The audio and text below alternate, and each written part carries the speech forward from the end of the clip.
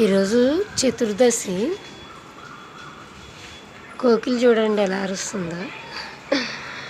మే 22 బుధవారం 2024. ఎంత అందంగా ఉందో కదా. ఇంకా పౌర్ణమి రాకుండానే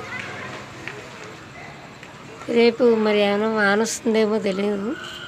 అందుకే ఈరోజు కొంచెం శ్రద్ధగా వీడియో తీసేస్తున్నాను అనమాట.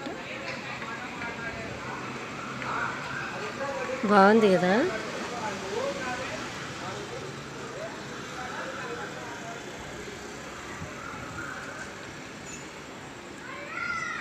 ఆకాశం ఎంత నిర్మలంగా ఉందో.